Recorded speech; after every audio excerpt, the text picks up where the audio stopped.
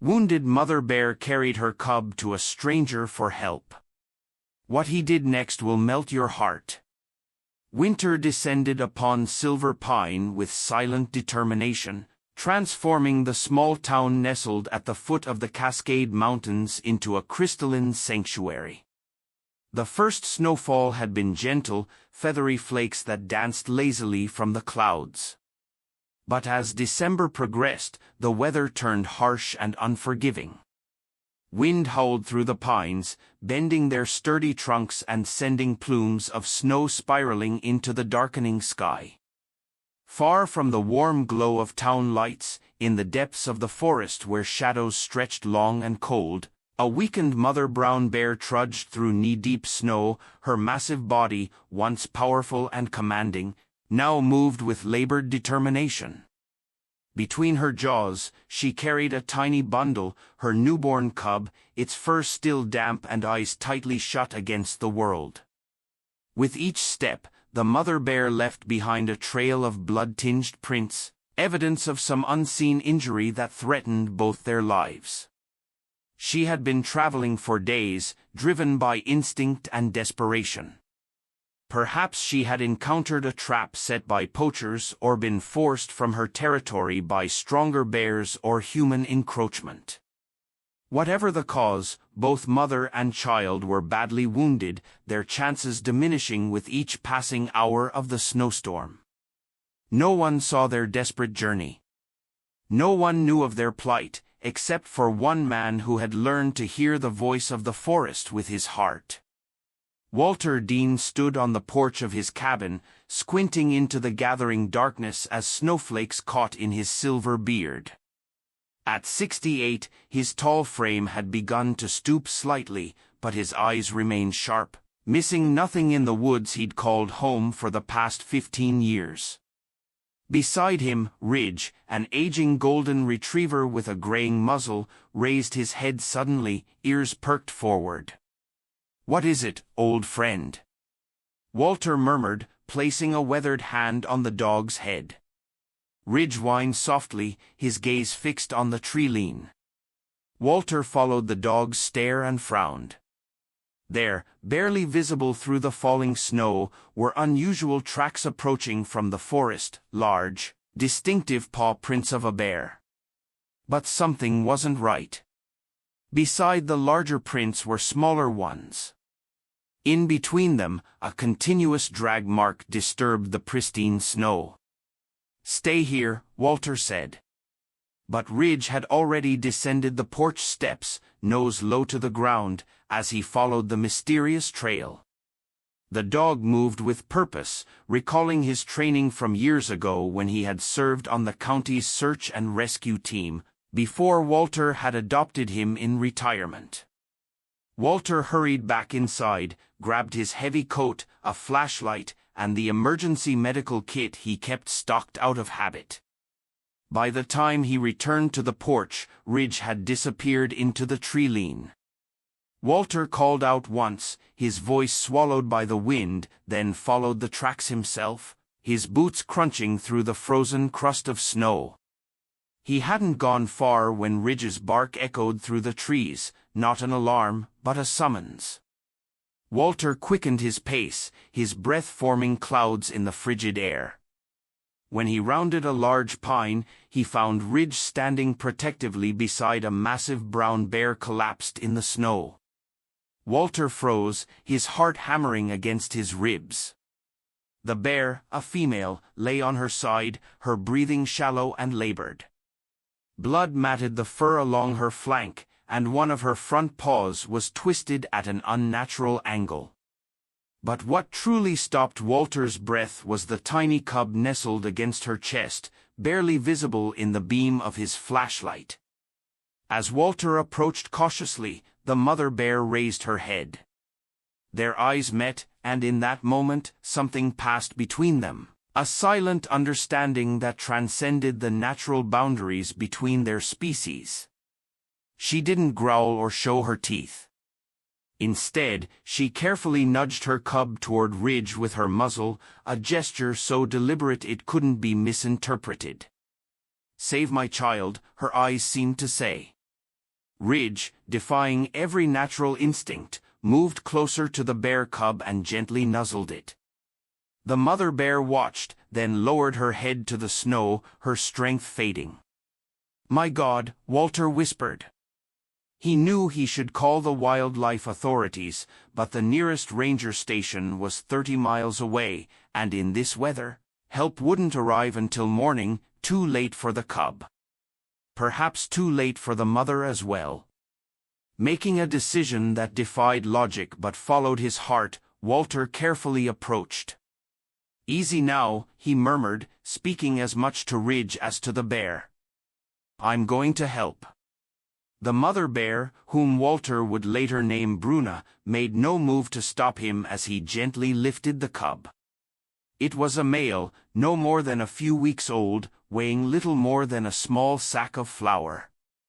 The tiny creature shivered violently, its breathing rapid and shallow. "I'll come back for you," Walter promised the mother bear, meeting her eyes once more.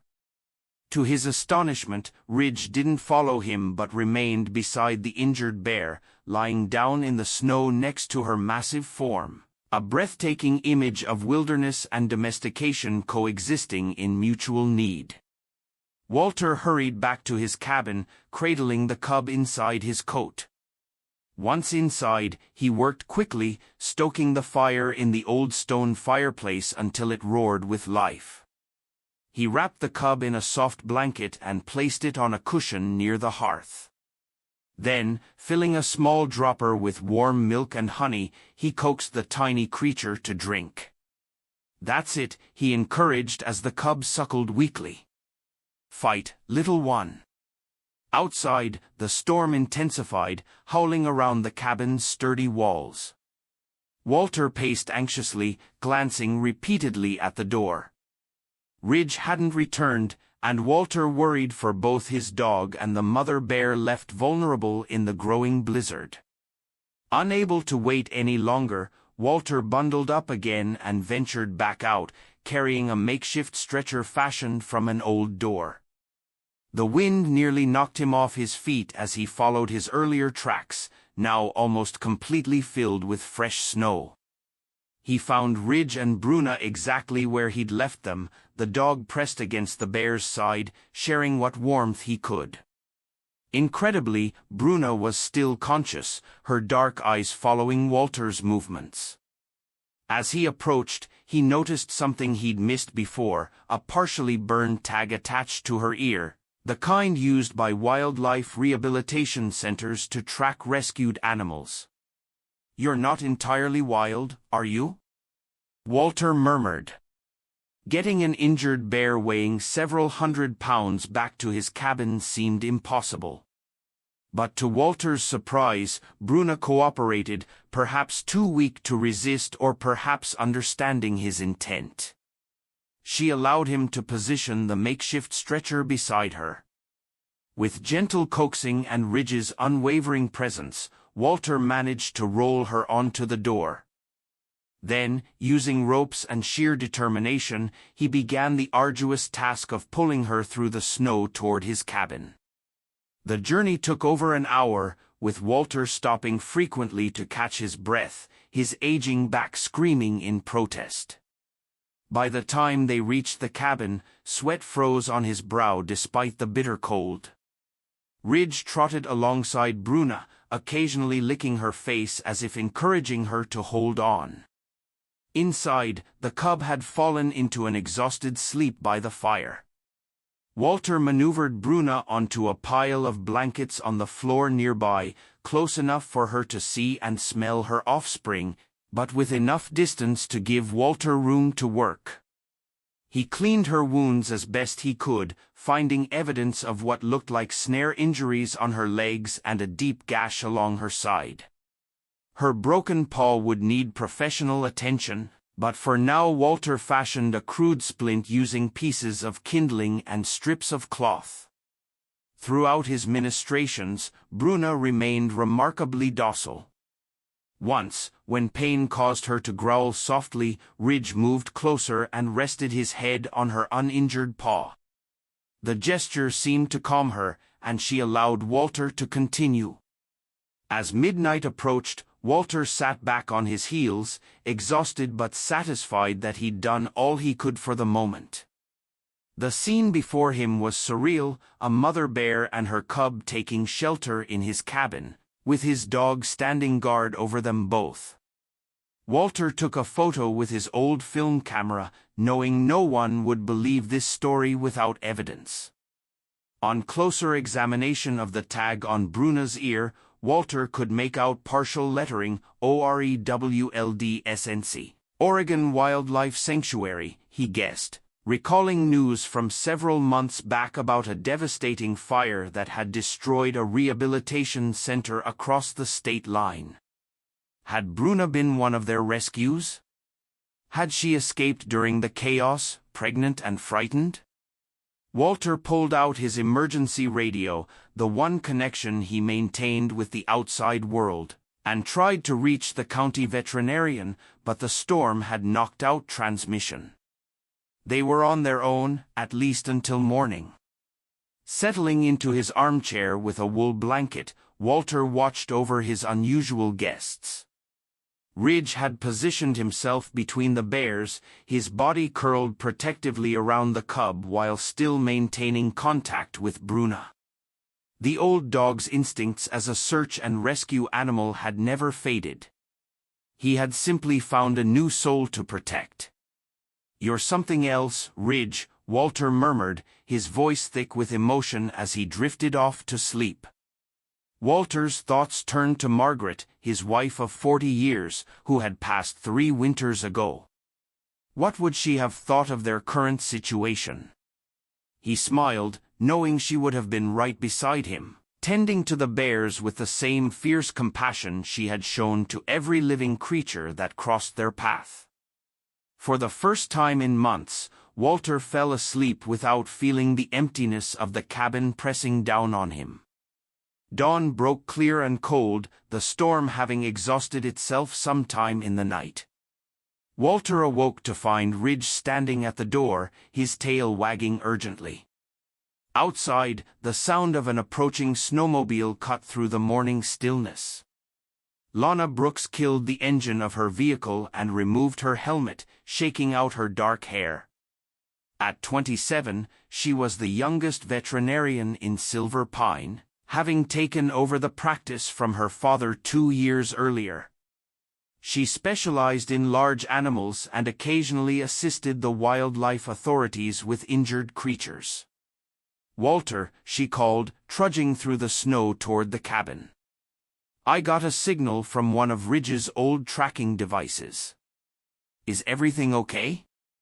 Walter opened the door, relief washing over him. "Lana, thank God. I need your help." He stepped aside, allowing her to enter the cabin. Lana stopped abruptly, her green eyes widening at the scene before her. Ridge wagged his tail in greeting but didn't move from his position between the bears. Bruna raised her massive head slightly, regarding the newcomer with weary eyes. "Holy," Lana breathed, instinctively taking a step back. "Walter, what have you done?" "What needed doing," he replied simply. "They were dying, Lana. I mean, I couldn't leave them out there." Lana's initial shock gave way to professional curiosity. Moving cautiously, she approached the bears, speaking in low, soothing tones. "I'm going to help you," she assured Bruna, maintaining eye contact as she slowly extended her hand for the bear to sniff. After a tense moment, Bruna relaxed, seeming to accept Lana's presence. The veterinarian spent the next hour examining both bears, her expression growing increasingly concerned. "The mother has multiple fractures in her right front paw, likely from a trap," she reported. "The wounds on her side are infected, and she's severely malnourished." "The cub?" Lana gently lifted the tiny bear, who mewed weakly. "He's in respiratory distress, probably pneumonia. Without antibiotics and proper care, neither of them will make it." "Can you help them?" Walter asked. Lana bit her lip. I should call Fish and Wildlife. This is way outside my jurisdiction, Walter. What would they do, honestly? They'd probably euthanize them. The mother's injuries are severe, and rehabilitating a cub this young without proper facilities. She shook her head. The wildlife center that used to take these cases closed after the fire last summer. Walter's jaw tightened. Then we helped them ourselves. Walter showed them. Look at them, Lana. He gestured to Ridge, still faithfully guarding his charges. They found their way here for a reason. I'm not turning them away. Lana looked from the bears to Walter's determined face, then sighed. I must be crazy, she muttered, then squared her shoulders. I'll need supplies from my clinic. Antibiotics, proper bandages, formula for the cub. Walter's face split into a grateful smile. Thank you. Don't thank me yet, Lana warned. We could both lose our licenses over this, me for treating wildlife without authorization, you for harboring them. Some things matter more than rules, Walter said simply. Lana couldn't argue with that. She left to retrieve supplies, promising to return within the hour. Walter settled back in his chair, reaching down to scratch Ridge behind the ears. Good boy, he whispered. You brought help just when we needed it. Unknown to Walter, his unusual rescue operation had already been noticed by someone else. 10-year-old Tyler Hammond, whose family owned the property adjacent to Walter's, had been sledding on the hill overlooking the cabin when he spotted Walter dragging something large through the snow the previous evening. Curious, Tyler had crept closer, with his phone recording video through the trees. He'd captured the incredible sight of Walter bringing the injured bear to his cabin, with Ridge trotting alongside. Now, rewatching the footage, Tyler's eyes widened with excitement and wonder. The boy spent the morning researching online, comparing his footage with news articles about wildlife in the region. Eventually, he found what he was looking for, a story about the wildfire at a rescue center in Oregon 6 months earlier, complete with photos of the animals that had been housed there. One image showed a female brown bear with a distinctive white patch on her chest, the same marking Tyler had observed on the bear Walter had rescued. Bruna, Tyler read aloud from the caption. 6-year-old female brown bear, rehabilitated after being orphaned as a cub. Tyler's discovery would soon change everything for Walter, the bears, and the entire town of Silver Pine. By mid-afternoon, Lana had returned with supplies and set up a makeshift treatment area in Walter's cabin. She administered antibiotics to both bears, properly splinted Bruna's broken paw, and showed Walter how to feed the cub with specialized formula. He needs a name, Walter said as he cradled the tiny bear in his arms. The cub had begun to show improvement already, his breathing less labored after a nebulizer treatment Lana had provided. Remember where Bruna came from, Lana suggested. The sanctuary fire. Walter smiled down at the cub. Ember, he decided. His name is Ember. Outside, unbeknownst to them, Tyler Hammond was sharing his discovery with his best friend, Amari Washington. The two boys stood at the edge of the forest, watching Walter's cabin from a distance. We should tell everyone, Amari suggested, his breath forming clouds in the cold air. This is amazing. Tyler hesitated. What if they take the bears away? My dad says the county officials always want to put wild animals down if they come too close to people. But this bear isn't totally wild, Amari pointed out. She was in that sanctuary place. True, Tyler acknowledged after a moment's thought. He nodded decisively. Let's start small. We'll show the video to my mom first. She's on the town council. She'll know what to do. By nightfall, Tyler's video had spread throughout Silver Pine, shared from phone to phone and accompanied by the article about the Oregon Wildlife Sanctuary fire. Opinions in the small town were sharply divided. Some residents worried about the danger of having a bear so close to town, while others were moved by the story of Bruna's journey and Walter's compassion. Mayor Evelyn Collins called an emergency town meeting for the following morning to discuss the situation. Meanwhile, Walter and Lana remained oblivious to the controversy brewing, focused entirely on their patient's care. That night, as snow began to fall again outside the cabin windows, Walter sat on the floor beside the bears. Ember had gained enough strength to crawl around a bit, exploring his new surroundings with curious sniffs and tentative paws. Ridge watched attentively, occasionally nudging the cub back toward the warmth of the fire when he strayed too far. Bruna observed it all through half-lidded eyes, her massive body rising and falling with each breath. Once, when Ember tumbled over his own paws and squealed, she lifted her head in concern. Ridge immediately retrieved the cub, carrying him gently by the scruff back to his mother. Bruna sniffed her offspring thoroughly, then licked his tiny face before allowing Ridge to curl up beside them both. Never seen anything like it, Walter murmured to Lana, who had opted to stay overnight to monitor the bear's condition. Animals can form unlikely bonds in times of stress, Lana explained, though the wonder in her voice suggested that even she found the scene remarkable. Ridge recognizes they need help. And Bruna, she's allowing it because she understands he's helping her cub. Smarter than most people give them credit for, Walter agreed. As the night deepened, Walter brought out his old leather-bound notebook, the journal he'd kept since moving to the cabin after Margaret's death.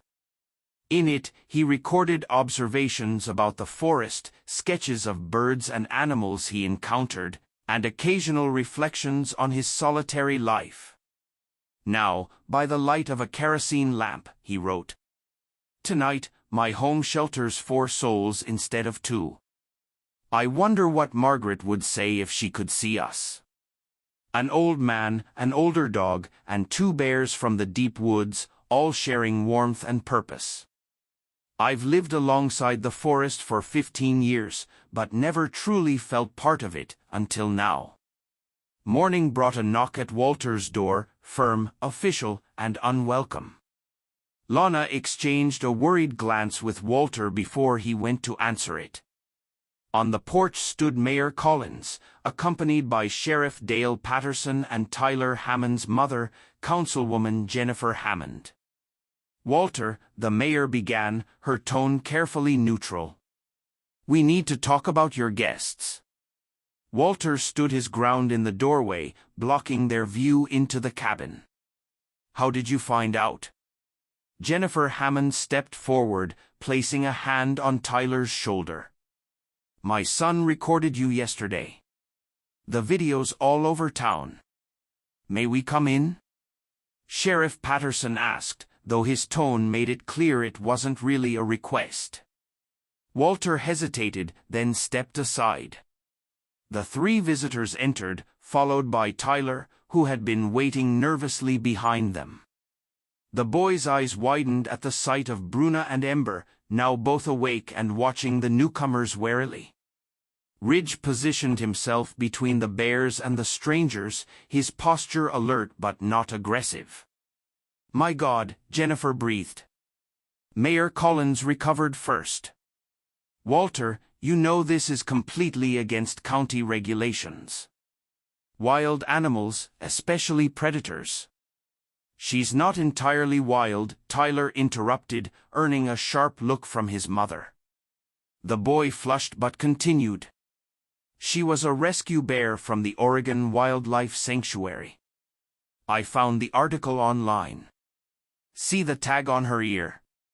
Lana moved forward. "The boy's right. And these animals aren't a threat. Bruna is injured and recovering. Ember is just a baby. That baby will grow into a 700-pound predator, Sheriff Patterson pointed out. And this town has ordinances for a reason. What would you have me do? Walter demanded. Leave them to die in the snow? An uncomfortable silence followed. Finally, Mayor Collins sighed, No, of course not. But now that they're stable, we need to contact the proper authorities. To do what? Lana interjected. I already called every wildlife rehabilitation center within 300 miles. None of them have space or resources for brown bears right now, especially not an injured adult. If we call Fish and Wildlife, they'll euthanize them. We could build them a place, Tyler suggested suddenly. All eyes turned to the boy, who shuffled his feet but continued earnestly. Like a temporary home until the mom gets better. Then maybe they could go back to the forest. That's actually not a bad idea, Jennifer said slowly, looking at her son with newfound respect. A temporary enclosure, properly secured. It would need to be approved by the town council, Mayor Collins mused. And we'd need a wildlife expert to supervise. I can do that, Lana volunteered. I've worked with the state wildlife biologist before. They'll consult if I ask. Sheriff Patterson frowned. There are liability issues to consider. If either of these animals were to escape or hurt someone. Ridge won't let that happen, Walter stated with quiet confidence, patting his dog's head. He's bonded with them. He'll let us know if there's any change in their behavior. The sheriff looked skeptical, but before he could object further, a soft sound interrupted the debate. Ember had crawled toward Tyler, making curious chirping noises. The boy knelt slowly, his face a mixture of fear and wonder, as the cub sniffed at his outstretched hand. He likes you, Walter observed. Tyler grinned, then looked up at the adults with pleading eyes. Please, can't we at least try? The mayor exchanged glances with Jennifer and the sheriff, then nodded reluctantly. We'll put it to a vote at the council meeting tonight. In the meantime, she added sternly to Walter, no one else comes in here without authorization. The last thing we need is half the town traipsing through to see the bears. After they left, Walter sagged into his chair. That went better than expected. Lana nodded, though her expression remained concerned. It's just the beginning. Building a proper enclosure, getting medical supplies, food, it won't be cheap or easy. We'll find a way, Walter said, watching as Ember rolled onto his back paws, batting at the air. Ridge lay nearby, his tail thumping against the floor whenever the cub looked his way. They deserve a chance. That evening, the town council meeting drew the largest attendance in Silver Pine's recent history. The community hall overflowed with residents eager to voice their opinions about Walter's bears, as they had come to be known.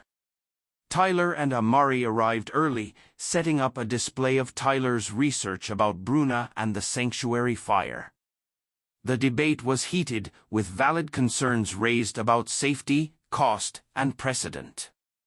What would stop others from bringing wildlife into town? Could the community afford the resources needed? What if the bears couldn't be safely released later? In the end, it was Tyler who turned the tide of opinion, standing before the crowd. The 10-year-old spoke with passion about responsibility and compassion. Bruna came to us for help, he concluded, his young voice steady despite his nervousness. She trusted a human to save her baby. Don't we owe her the same trust in return? The council voted 4-1 in favor of allowing Walter and Lana to continue caring for the bears, with conditions. A proper enclosure must be built within 1 week. Regular veterinary reports would be filed with the council, and a plan for eventual release must be developed. The following days saw an extraordinary transformation in Silver Pine. What began as a controversial rescue became a community project. Local contractors donated materials and labor to build a spacious wooden enclosure behind Walter's cabin. The high school shop class constructed a sheltered den area, complete with heating for the cold nights. Families brought blankets, and the local butcher contributed meat scraps for Bruna. Tyler and Amari, inspired by the outpouring of support, launched a fundraiser they called Give Them a Home. They set up a website with updates about the bear's recovery and sold t-shirts featuring Ridge, Bruna, and Ember. The proceeds would help cover ongoing expenses and eventually fund a permanent wildlife refuge on the outskirts of town. As winter deepened, Bruna's physical recovery progressed slowly but steadily. Her broken paw began to heal, and the infection cleared. Ember thrived under the care of Walter, Lana, and Ridge, growing plumper and more playful each day. His respiratory issues improved, though Lana continued to monitor him closely for any signs of relapse. Ridge became the unlikely bridge between the human and bear worlds. The old dog seemed to understand his role perfectly, guiding Ember when the cub became too rambunctious and calming Bruna when strangers approached the enclosure. Walter often found Ridge and Ember curled up together at night, the cub nestled against the dog's belly for warmth. One particularly cold evening in January, as Walter sat beside the outdoor enclosure watching Bruna and Ember, Lana joined him with 2 steaming mugs of coffee. "Penny for your thoughts," she asked, handing him a mug. Walter accepted it gratefully, his breath visible in the frosty air. "Just thinking about how much has changed. A month before they arrived, my days all blended together. Now," he gestured to the enclosure, where Ember was playfully batting at snowflakes while Bruna watched indulgently, "now there's purpose again." Lana nodded, understanding in her eyes. Since the bear's arrival, she had come to know Walter better, recognizing the loneliness that had settled on him after his wife's death. In caring for Bruna and Ember, something had awakened in the old man, a spark that had been dormant for too long. "They needed you," she said simply. "And maybe you needed them too." Walter didn't deny it. Instead, he asked the question that had been on both their minds. What happens when spring comes, when they're both healthy enough to leave? Lana sipped her coffee before answering. Bruna was rehabilitated once before. She knows how to survive in the wild. And she'll teach Ember. She hesitated. But they don't have to go far. The forest around your cabin is perfect bear habitat. You think they might stay nearby? It's possible. Especially if there's a reason to visit occasionally, Lana smiled. Like an old friend who left out honey and berries now and then. Walter chuckled, though his eyes remained thoughtful. I'd like that. February brought a brief thaw, and with it, an opportunity for the town to see the bears up close. Lana suggested a controlled visit to the town center, a chance for the community to connect with the animals they had rallied to support. With careful preparation, and Ridge leading the way, they walked Bruna on a special harness through Silver Pine's main street one Sunday afternoon. The sight was extraordinary, a massive brown bear moving calmly through town, her cub now wrapped in a soft fur blanket carried by Walter. Ridge walked ahead, his posture proud and protective. Bruna moved slowly but without fear, occasionally pausing to sniff the air or look curiously at the gathered townspeople. The crowd fell silent as they passed, not out of fear, but out of emotion. Many had contributed to the bears' care, but few had seen them this close. Children pointed in wonder, And even the most skeptical residents couldn't help but be moved by Bruna's dignified presence and Ember's bright, curious eyes. When they reached the town square, Mayor Collins stepped forward, visibly emotional. On behalf of Silver Pine, she announced, "I want to thank Walter Dean and Lorna Brooks for showing us what it means to care for all creatures, wild or tame." She turned to address the crowd. "I'm proud to announce that the Council has unanimously approved funding for an expansion of our veterinary clinic. The new wing will be called Bruna's Corner and will be equipped to handle wildlife rehabilitation in the future." Applause erupted, and Walter felt a lump form in his throat. He looked down at Ember, who was watching the crowd with wide, wondrous eyes, then at Bruna, standing calm and steady beside him. How far they had all come from that desperate night in the snowstorm. As March arrived, bringing the first hints of spring, Lorna and Walter faced the reality they had always known would come. It was time to prepare for Bruna and Ember's return to the wild. Though now familiar with humans, Bruna was still a wild animal at heart. And an enclosure, no matter how spacious, could never be her permanent home. "We'll release them near the cabin," Lorna decided. "That way, they'll have a familiar landmark if they need help." Walter nodded, trying to hide his sadness at the thought of saying goodbye. Over the past months, the bears had become more than just rescue animals to him. They were family. But he understood that their true place was in the forest, free to roam as nature intended. In preparation, Walter built a small wooden hut deep in the woods behind his cabin, a kind of rest station where Bruna and Ember could find shelter if needed. He stocked it with hay for bedding and installed a small feeding platform nearby. The day of release dawned clear and mild, with the scent of coming spring in the air. Snow still covered the ground, but patches of earth had begun to appear, and the first green shoots were pushing through the soil. A small gathering had assembled at Walter's cabin: Lorna, Tyler and his family, Mayor Collins, and a few others who had been most involved in the bears' care. Walter opened the enclosure gate, his heart heavy yet full. Bruna emerged cautiously, sniffing the air, Ember close at her heels. The cub had grown considerably over the winter months, his once tiny body now sturdy and covered in thick brown fur. Ridge sat obediently at Walter's side, watching with what seemed like understanding in his gentle eyes. There were no speeches, no ceremony. Walter simply approached Bruna one last time, meeting her gaze with the same connection they had shared that first night in the snow. He didn't place a tracking collar around her neck or attach a new tag to her ear.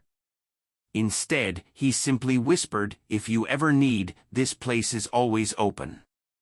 Bruna held his gaze for a long moment, her deep brown eyes seeming to convey understanding. Then, with a soft grunt to Ember, she turned and lumbered toward the forest edge. The cub followed, occasionally looking back at Ridge and Walter as if memorizing their silhouettes against the cabin. Ridge remained still, not barking or whining, just silently watching as mother and cub disappeared among the trees. Only when they were out of sight did the old dog let out a soft whimper. Tyler approached Walter, slipping his small hand into the old man's weathered one. "They'll come back," the boy said with certainty. "Not to stay, but to visit." Walter squeezed Tyler's hand gently. "I hope you're right." Life returned to a semblance of normalcy in the weeks that followed. Walter resumed his solitary routines, though he now had regular visitors, Lorna checking in several times a week, Tyler and Amari stopping by after school to help with chores or simply to sit and listen to Walter's stories of the forest. The enclosure remained standing, a reminder of the winter's extraordinary events. Sometimes Walter would find Ridge sitting beside it, gazing into the empty space as if remembering the companions who had shared his home for a brief but meaningful time. Spring advanced, bringing warmer days and nights. The snow receded entirely, revealing a forest floor damp with renewal.